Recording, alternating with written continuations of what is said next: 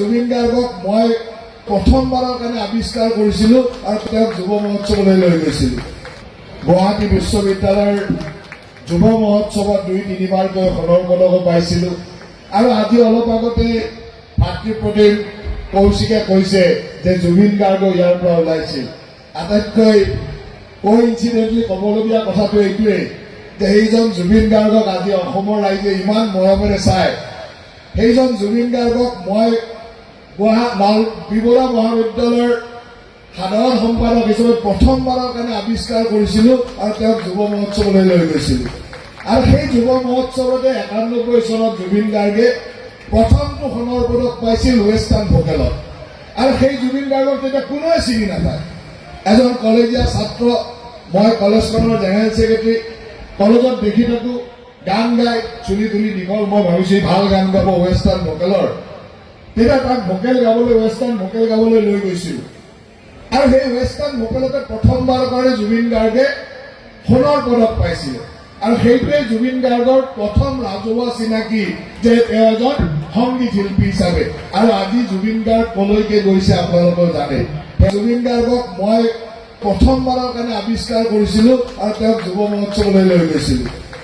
গুৱাহাটী বিশ্ববিদ্যালয়ৰ যুৱ মহোৎসৱত ২-৩বাৰকৈ সোণৰ পদকো পাইছিলোঁ। আৰু আজি অলপ আগতে ভাতৃপ্ৰতিম কৌশিকে কৈছে যে জুবিন গাৰ্গ ইয়াৰ পৰা ওলাইছিল। আটাইতকৈ কোইনচিডেণ্টলি ক'বলগীয়া কথাটো এইটোৱেই যে সেইজন জুবিন গাৰ্গক আজি অসমৰ ৰাইজে ইমান মৰমেৰে চায়। সেইজন জুবিন গাৰ্গক মই বিবৰা মহাবিদ্যালয়ৰ সাধাৰণ সম্পাদক হিচাপে প্ৰথমবাৰৰ কাৰণে আৱিষ্কাৰ কৰিছিলোঁ আৰু তেওঁক যুৱ মহোৎসৱলৈ লৈ গৈছিলোঁ। আৰু সেই যুৱ মহোৎসৱতে ৯১ চনত জুবিন গাৰ্গে প্ৰথমটো সোণৰ পদক পাইছিল ৱেষ্টাৰ্ণ ভোকেলত। আৰু সেই জুবিন গাৰ্গক তেতিয়া কোনোৱে চিনি নাপায়। এজন কলেজীয়া ছাত্ৰ, মই কলেজখনৰ জেনেৰেল ছেক্ৰেটাৰী, কলেজত দেখি থাকোঁ গান গাই চুলি তুলি দীঘল, মই ভাবিছোঁ ভাল গান গাব ৱেষ্টাৰ্ণ ভোকেলৰ। তেতিয়া তাক ভোকেল গাবলৈ ৱেষ্টাৰ্ণ ভোকেল গাবলৈ লৈ গৈছিলোঁ। আৰু সেই ৱেষ্টাৰ্ণ ভোকেলতে প্ৰথমবাৰৰ কাৰণে জুবিন গাৰ্গে সোণৰ পদক পাইছিল। আৰু সেইটোৱে জুবিন গাৰ্গৰ প্ৰথম ৰাজহুৱা চিনাকি যে তেওঁ এজন সংগীত শিল্পী হিচাপে। আৰু আজি জুবিন গাৰ্গ কলৈকে গৈছে আপোনালোকেও জানে। জুবিন গাৰ্গক মই প্ৰথমবাৰৰ কাৰণে আৱিষ্কাৰ কৰিছিলোঁ আৰু তেওঁক যুৱ মহোৎসৱলৈ লৈ গৈছিলোঁ। গুৱাহাটী বিশ্ববিদ্যালয়ৰ যুৱ মহোৎসৱত ২-৩বাৰকৈ সোণৰ পদকো পাইছিলোঁ। আৰু আজি অলপ আগতে ভাতৃপ্ৰতিম কৌশিকে কৈছে যে জুবিন গাৰ্গ ইয়াৰ পৰা ওলাইছিল। আটাইতকৈ কোইনচিডেণ্টলি ক'বলগীয়া কথাটো এইটোৱেই যে সেইজন জুবিন গাৰ্গক আজি অসমৰ ৰাইজে ইমান মৰমেৰে চায়।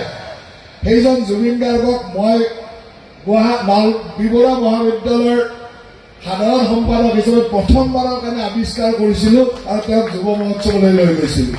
আৰু সেই যুৱ মহোৎসৱতে ৯১ চনত জুবিন গাৰ্গে প্ৰথমটো সোণৰ পদক পাইছিল ৱেষ্টাৰ্ণ ভোকেলত। আৰু সেই জুবিন গাৰ্গক তেতিয়া কোনোৱে চিনি নাপায়। এজন কলেজীয়া ছাত্ৰ, মই কলেজখনৰ জেনেৰেল ছেক্ৰেটাৰী, কলেজত দেখি থাকোঁ গান গাই চুলি তুলি দীঘল, মই ভাবিছোঁ ভাল গান গাব ৱেষ্টাৰ্ণ ভোকেলৰ। তেতিয়া তাক ভোকেল গাবলৈ ৱেষ্টাৰ্ণ ভোকেল গাবলৈ লৈ গৈছিলোঁ। আৰু সেই ৱেষ্টাৰ্ণ ভোকেলতে প্ৰথমবাৰৰ কাৰণে জুবিন গাৰ্গে সোণৰ পদক পাইছিল। আৰু সেইটোৱে জুবিন গাৰ্গৰ প্ৰথম ৰাজহুৱা চিনাকি যে তেওঁ এজন সংগীত শিল্পী হিচাপে। আৰু আজি জুবিন গাৰ্গ কলৈকে গৈছে আপোনালোকে